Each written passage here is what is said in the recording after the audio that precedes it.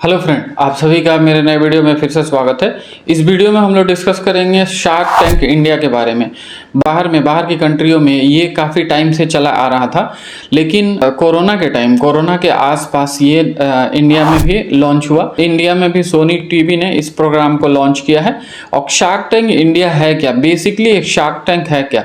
Investor और entrepreneur, मतलब new businesses या रनिंग बिजनेसेस जिनको फंड की रिक्वायरमेंट होती है, उनके लिए एक ये बाजार है, एक ये प्लेटफॉर्म है जहां पे दोनों लोग मिलते हैं और डील को फाइनलाइज करते हैं, बार्गेनिंग करके फाइनलाइज करते हैं। मतलब जो पिचर हैं, जो एंटरप्रेन्योर हैं, जो बिजनेसमैन हैं, वो अपने बिजनेस के आइडिया को पिच करते हैं, अपने बिजनेस के आइडिया को बताते हैं, उनका पास्ट एक्सपीरियंस बताते हैं, करंट रनिंग स्टेटस बताते हैं और फ्यूचर की प्लानिंग बताते हैं। तो उसके बेसिस पे जो वहाँ पे शार्क, जो जजेस बैठे रहते हैं, वो अपना पैसा लगाते हैं उसमें, और वो लोग उस कंपनी में अपनी इक्विटी लेते हैं, अपना शेयर्स लेते हैं। पैसा इन्वेस्टमेंट के अगेंस्ट में, अपने टाइम देने के अगेंस्ट में, मेंटरिंग करने के अगेंस्ट में वो लोग शेयर लेते हैं। तो ये डिफरेंट टाइप के फीचर्स होते हैं, डिफरेंट टाइप के बिजनेसेस होते हैं थ्रू आउट इंडिया, जो कि नए बिजनेसेस हैं। बहुत सारे तो सीडिंग स्टेज पे होते हैं, बहुत सारों का जस्ट एक बिजनेस का एक ब्लूप्रिंट तैयार हुआ रहता है, उनके पास जस्ट एक कॉन्सेप्ट स्टेज में बिजनेस होता है, वो भी जाके पिच करते हैं।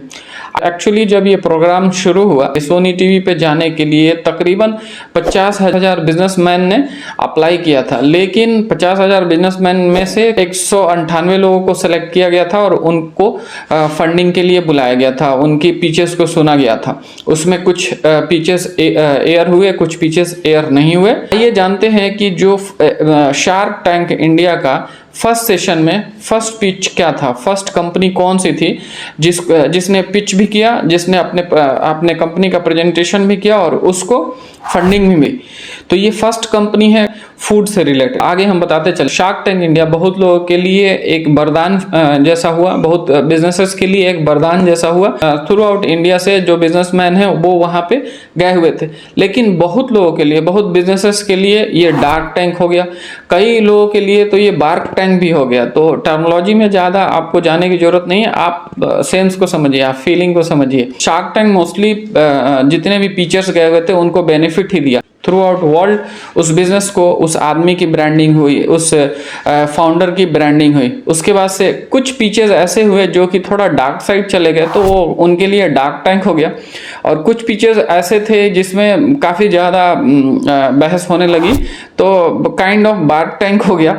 तो इस तरह से थोड़ा इस सब्जेक्ट को इंटरेस्टिंग बनाते हुए आगे बढ़ते हैं और जानने की कोशिश करते हैं कि इससे आम जनता को क्या फ़ायदा है, इससे आम पब्लिक को क्या फ़ायदा है। क्योंकि हम ही आप में से निकल के लोग बिजनेसमैन बनते हैं, लोग एंटरप्रेन्योर बनते हैं, जिनके पास अच्छे पिचेस होते हैं, अच्छी थ्योरी होती है, अच्छा प्लानिंग होता है। तो एक्चुअली ओवरऑल देखा जाए तो जो पब्लिक है, जो पॉपुलेशन है, उसी में से हर टाइप के, हर वैरायटी के टैलेंट्स बाहर निकल के कुछ ना कुछ अच्छा काम करते हैं। तो हम में से कुछ लोग फंडिंग के लिए सर्च कर रहे होंगे, बहुत लोग फंडिंग के लिए स्ट्रगल करते हैं, उनको पैसे नहीं मिलते हैं, उनको बिजनेस स्टार्ट नहीं कर पाते हैं। बहुत तो ऐसे हैं जो कि बिजनेस स्टार्ट कर दिए हैं लेकिन उनके पास वर्किंग कैपिटल नहीं है उनके पास, और बहुत लोगों के पास वर्किंग कैपिटल है, बिजनेस भी स्टार्ट कर दिए हैं, लेकिन जो टाइम टू टाइम बिजनेस में प्रॉब्लम्स आते हैं उसका उनके पास सॉल्यूशन नहीं है। कोई प्रॉब्लम्स आ गया तो वहाँ पे वो अटक जाते हैं, उनका बिजनेस ग्रो नहीं कर पाता है। तो ये जो शार्क हैं, ये काफ़ी एक्सपीरियंस शार्क हैं और इनका ऑलरेडी इनके हाथ से, इन्होंने खुद, ये फाउंडर्स हैं, इन्होंने बहुत बड़े बड़े बिजनेसेस को जीरो से स्टार्ट करके आगे बढ़ाया है। ज़्यादातर लोग तो जानते हैं जो शार्क टैंक इंडिया और जिसको सोनी टीवी चलाती है, बहुत सारे लोग हम आप में से जो नहीं जानते हैं, इस वीडियो देखने के बाद से उस एपिसोड को जाके देखेंगे, उस एपिसोड को चेक करेंगे। और ये लिमिटेशन नहीं है कि कोई विलेज से आ रहा है, कोई बड़ी सिटी से आ रहा है, थ्रू आउट इंडिया कहीं का भी बंदा हो उसको वहाँ पे अपॉर्चुनिटी मिलती है। लेकिन अब उसके लक के ऊपर डिपेंड करता है, क्योंकि उनका जो सिलेक्शन का प्रोसेस है कि वहाँ तक आप पहुँच पाएंगे कि नहीं पहुँच पाएंगे, उसके लिए वो लोग विंडो ओपन करते हैं, उसमें अप्लाई करना पड़ता है, उसका प्रोसेस अलग है। और अभी तक जब से ये शुरू हुआ है 3 सीजन कंप्लीट हो चुका है, बहुत सारे एपिसोड कवर हो चुके हैं। अब आने वाले टाइम में 4th सीजन की तैयारी चल रही होगी, वो अभी न्यूज़ में नहीं आया।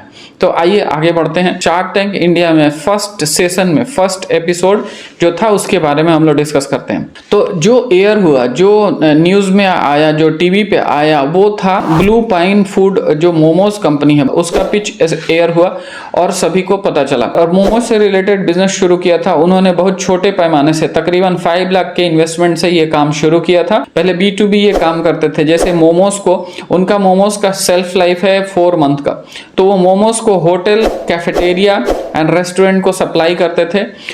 तो ये लोग बैक एंड में रह के मोमोज का प्रोडक्शन मैनेज करते थे और होटल्स को, जिसको बोलते हैं होरेका, means hotel, restaurant and cafe business को ये लोग सपोर्ट करते थे। बाद में इन लोगों ने QSR, quick service restaurant open किया डिफरेंट प्लेसेस में, तो इनका सेल बूस्टअप हो गया। तो ये इन्होंने जब काम शुरू किया था तो ये 9 लाख, तकरीबन 9 लाख पर ईयर सेल करते थे। स्लोली 9 के बाद 40 लाख हुआ, फिर 95 लाख हुआ, फिर 1 करोड़ क्रॉस किया। उसके बाद से ये लोग 1 करोड़ क्रॉस करने के बाद ये शार्क टैंक इंडिया में इनको मौका मिला और इन लोगों ने शार्क टैंक इंडिया में अपने बिजनेस प्लान को, अपने बिजनेस स्ट्रैटेजी को रखा और पास्ट जो भी इन लोगों ने कर रखा था उसको एक्सप्लेन किया, फिर फ्यूचर की प्लानिंग इन्होंने एक्सप्लेन की। तो 3 शार्क ने इनके साथ डील फाइनल किया और 18% पे इनकी डील फाइनल हुई, 75 लाख का इन्वेस्टमेंट मिला। उसके बाद से आप चाहें तो रिसर्च करके देख सकते हैं, बहुत सारे मीडियम से ये जानकारी मिली है कि जितने भी इनके आउटलेट्स थे उसमें 40 आउटलेट्स और ऐड हो गए। जो इन हाउस आउटलेट्स हैं इनके, उसमें 40 आउटलेट्स ऐड हो गए। और जो कि इन लोगों ने बिजनेस को शुरू किया था 5 लाख से, अब उनका नेटवर्थ है तकरीबन इंडिविजुअल का, जो फाउंडर है उसका नेटवर्थ है 4 करोड़ का। तो सेल काफ़ी ग्रो किया, बिजनेस काफ़ी ग्रोथ किया और वो लोग QSR पे काफ़ी ज़्यादा फोकस करने लगे, जहाँ जो डायरेक्ट टू कंज्यूमर जो सेल करते हैं तो उससे काफ़ी ज़्यादा इनको बेनिफिट मिलने लगा। तो एक नेशनल टीवी पे एक्सपोजर मिलने के बाद से बिजनेस का नेक्स्ट लेवल ग्रोथ हुआ और उस लेडी ने वोमेन एम्पावरमेंट को ज़्यादा फोकस किया। उनके पास 40 से ऊपर मैन पावर है, जिसमें ज़्यादातर लेडीज़ है, ज़्यादातर फीमेल है जो कि इन हाउस काम करती हैं। तो इस तरह से शार्क टैंक इंडिया एक पिक्चर्स को, एक छोटे बिजनेस को बड़े बिजनेस बनाने में उनको फाइनेंशियली और टेक्निकली हर तरह से सपोर्ट कर रहा है ग्रो करने में। तो आने वाले सीजन में आप सभी में से अगर आपके पास कोई बहुत ही तोड़ो फोड़ो आइडिया, बहुत ही जानदार आइडिया है, तो आप वहाँ पे पिच कर सकते हैं थ्रू आउट फुल डिटेल्स के साथ, कैलकुलेशन के साथ। अदरवाइज वहाँ जाने के बाद से सीन खराब हो जाएगा प्रेजेंटेशन के टाइम। अगर आप अच्छा से प्रेजेंट नहीं कर पाएंगे अपने यूनिट इकोनॉमिक्स को, मतलब जो चीज़ें हैं उसको अच्छे से एक्सप्लेन नहीं कर पाएंगे, तो आपको फंडिंग नहीं मिलेगी। तो इस सेशन में इतना ही। आने वाले टाइम अगर बहुत सारे कमेंट आते हैं, जिस बिजनेस से रिलेटेड बहुत सारे कमेंट आते हैं इस वीडियो पे, उस बिजनेस का केस स्टडी बना के इस चैनल पे डाला जाए। और शार्क टैंक से रिलेटेड बहुत सारे जो पिचेस हैं, बहुत सारे इंटरेस्टिंग पिचेस हैं, उसके बारे में इस चैनल पर वीडियो देखने को मिलेगा आने वाले टाइम में। तो मैं आप सभी से रिक्वेस्ट करता हूँ कि इस चैनल को आप सब्सक्राइब कर लें, ताकि टाइम टू टाइम आपको नोटिफिकेशन जाता रहेगा। तो इस वीडियो में इतना ही। Thank you, thanks for watching this channel.